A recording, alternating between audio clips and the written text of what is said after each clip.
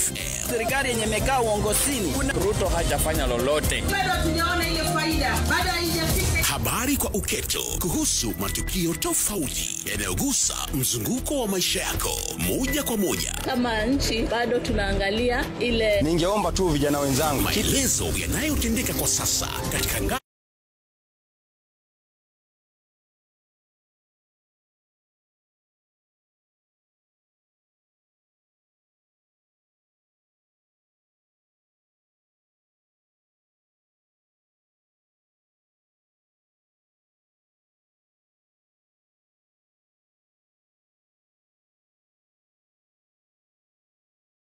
Mwaka 2025 na ni matumaini yangu kwamba asubuhi yako umeanza vyema. Karibu kwa mionzi ya Coco FM awamu ya saa moja. Mimi ni Janet Mumbi.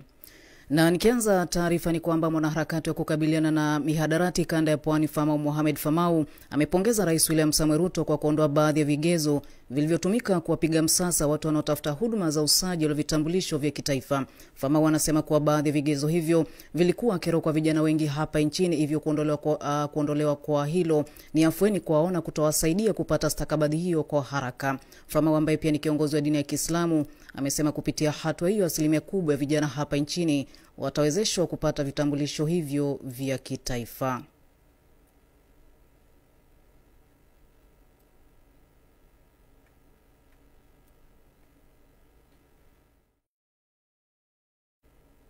Kwa sababu tunajua kitambulisho ndiyo kila kitu katika maisha. Kwa sababu ikiwa huna kitambulisho huwezi kufanya lolote, huwezi kupata ajira, hata kadi ya simu huwezi nunua ikiwa wewe huna kitambulisho. Na vile vile imekuwa ni dhiki kwa vijana, hasa vijana wa Kiislamu, sehemu ambazo kuna hivi vizuizi barabarani, utakuta wanauliza vitambulisho ikiwa bado hawajapata. Kwa sababu gani? Ya ule usumbufu ambao walikuwa wanaenda maofisini, nenda rudi mpaka mwisho wa kwisha kijana anakata tamaa na anaona kwamba hata haina haja kwenda kukata kitambulisho. Kwingineko ni kwamba wavuvi kwenye kaunti ya Kwale wamelalamikia ongezeko la visa vya unyakuzi wa ardhi ya kujenga bandari ya samaki katika fuo za Bahari Hindi. Mwenyekiti wa usimamizi wa ufuo wa bahari BMU Kwale Mtengo Omar amesema 75% ya sehemu za kuhifadhi samaki zimenyakuliwa na watu binafsi. Mtengo amesema hilo limesababisha wavuvi wengi kukosa mahali pa kuendeleza shughuli zao za uvuvi, na sasa wameanzisha mchakato wa kuhusisha mashirika mbalimbali ya kijamii na asasi za serikali ili kurejesha sehemu hizo ambazo wanadai ni za umma. Kuna zile access roads ambazo wavuvi wanapitia ndio wafikie katika maeneo ya baharini ili kuingia katika mavuvi yao. Lakini pia these access roads nyingine zimefungwa, nyingine zimewekwa kuta, nyingine hazipo kabisa na hazionekani katika hayo maeneo. Kwa sisi kama wavuvi tumeona kwamba maeneo haya ni maeneo nyeti sana ambayo tunatakiwa tuyatumie, lakini hatuwezi kuyafikia. Kwa tunatafuta njia ambayo tuweza kukusanya na wadau wengine tuweze kusaidika. Manake kule baharini kuna wale mama ambao wanachemsha dagaa. Ni lazima wapate sehemu ambapo lile dagaa likiingia tu wakuwe na sehemu ambayo wanaweza kuchemsha, na pia kuona kwamba wakichemsha katikati za miji kutakuwa kuna madhara fulani ya magonjwa kuleta kuambukiza na kuleta manzi mitaani. Sasa ndio maana zile landing site ambazo ziko pale, zile sehemu ambazo zipo zimekaa tu, zisiwe ni za kuporwa ama za kunyakuliwa na watu wenye uwezo wao. Hata wale wamama bado wanazo kazi ya kuzifanyia. Kaunti ya Taita Taveta imezindua mpango wa mafunzo ya kidijitali katika shule za chekechea. Mpango huu unalenga kuandaa watoto mapema kwa mahitaji ya teknolojia chini ya mtaala milisi wa CBC na unapania kuimarisha masomo mashinani. Gavana wa kaunti wa Andrew Mwadime amesema ufahamu wa teknolojia mapema utachochea ubunifu na uvumbuzi miongoni mwa wanafunzi ili kuwawezesha kutatua changamoto mbalimbali. Vituo vya chekechea ambavyo vitafaidi awamu ya kwanza ya mpango huo vimepata vifaa vya kisasa vya kidijitali na mazingira kuimarishwa vilivyo ili kuwawezesha watoto wadogo kujifunza teknolojia. Nimeweka wazi mlango kwa wawekezaji na wafadhili ili tufanye kazi pamoja, tujenge Taita Taveta yetu. Na kampuni ya Edu tumeweza kupatiana simu janja, yani smartphone 368 za kusaidia elimu hii dijitali kwa shule 202. Kwingineko ni kwamba Wizara ya Afya nchini imetoa onyo kwa wenye maduka nchini ya urembo ambayo yanatoa huduma za hospitali bila kuwa na kibali. Haya yanajiri wakati uchunguzi ukionyesha kuwa baadhi ya maduka nchini ya urembo yanafanya operesheni bila leseni. Katibu katika Wizara ya Afya nchini Mary Muthoni amesema kuwa duka la Body by Design ambako mwanamke mmoja alifariki akifanya upasuaji kumsaidia kupunguza uzani litasalia kufungwa hadi kesi iliyowasilishwa mahakamani itakaposikizwa na kuamuliwa. Kufikia sasa kati ya maduka 26 yaliyochunguzwa, 3 yamefungwa na wizara hiyo ya afya nchini. Vijana wawili katika kijiji cha Mrimamine huko Kikambala kaunti ya Kilifi wameponea kifo baada ya kupigwa na wanakijiji kufuatia tuhuma za wizi. Akithibitisha kisa hicho, mzee wa kijiji eneo hilo Mbogo Chapa anasema vijana hao wamekuwa wakipewa onyo kuhusiana na wizi ila wamekuwa wakipuuzia. Wawili hao Kennedy Muye na Harrison Kuze wanadaiwa kuiba nazi katika shamba moja eneo hilo, ambapo miliki wa shamba hilo alipiga ripoti kwa mzee wa kijiji kabla ya wanakijiji kuanza kuwatafuta vijana hao na kuwapiga. Aidha, Chapa amesema wawili hao walikuwa wanadinda kukamatwa, hali ambayo iliwalazimu wanakijiji kutumia nguvu kupita kiasi na kuwashambulia kabla ya kukamatwa. Hata hivyo, wawili hao wanazuiliwa katika kituo cha polisi cha Kijipwa wakisubiri kupelekwa mahakamani.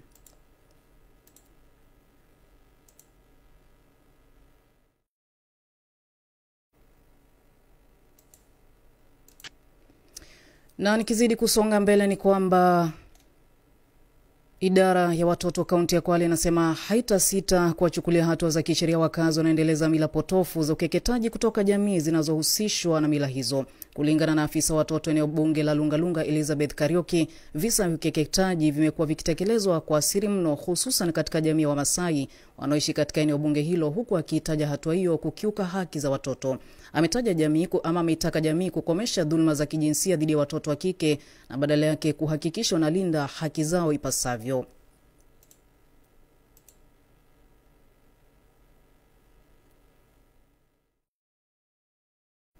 Japokuwa ni visa ambavyo vinavyofanyika kwa siri mno, sio rahisi mtu kujua, lakini tunashughulikia. Tukipata kesi kama hizo, tunahakikisha kwamba haki inapatikana.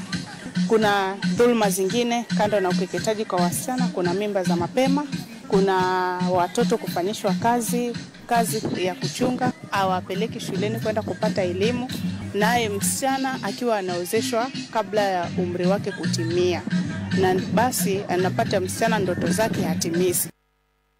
Kwa upande wake, waziri wa michezo na masuala ya jamii kaunti ya Kwale Francisca Kilonzo anasema kaunti ya Kwale iko mbioni kuhakikisha sheria ya SGBV mwaka 2023 inatengewa fedha ili iweze kutekelezwa, ama sheria hiyo iweze kutekelezwa kikamilifu. Nina imani mwaka huu wa kifedha hautoisha. Kuna ile mipangilio ambayo mama ameitilia kipaumbele, angalau tupate kidogo tuweze kusukuma gurudumu hili. Sababu pia sheria hii imetupatia mamlaka mengi. Kwa hivyo hatuwezi achilia yale mamlaka ambayo sheria imetupatia. Itakuwa basi hatujafanya kazi kwa haki kwa mwananchi. Ndio maana tumesema before huu mwaka wa kifedha uishe, kuna ile mikutano itaresume, tutaweza kuketi na wale wananchi na wale ambao walichaguliwa, tufufue tena zile harakati ambazo tulikuwa tumezipangia.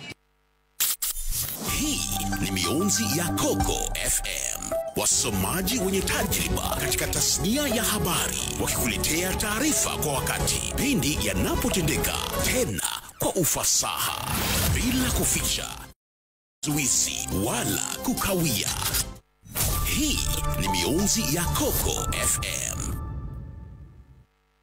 Na katika ruba za kimataifa ni kwamba mawaziri wa nchi za Jumuiya ya Maendeleo ya Kusini mwa Afrika SADC na Afrika Mashariki EAC wanataka suluhu la kudumu kwa mzozo unaoendelea mashariki mwa Jamhuri ya Kidemokrasia ya Kongo DRC.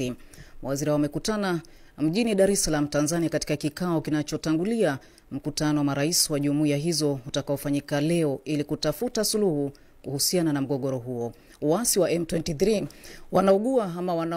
wanaungwa mkono na Rwanda ambao wameuteka mji wa mashariki mwa Goma wamekuwa wakikabiliana vikali na majeshi ya serikali ya DRC. Kulingana na Umoja wa Mataifa, karibu watu 3,000 wameaga dunia kufuatia makabiliano baina ya M23 na wanajeshi wa serikali.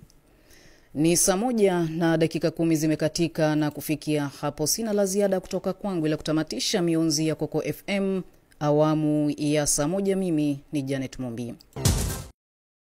mionzi ya Coco FM. Maelezo yanayotendeka kwa sasa katika ngazi tofauti kila baada ya saa. Hii ni mionzi ya Coco FM.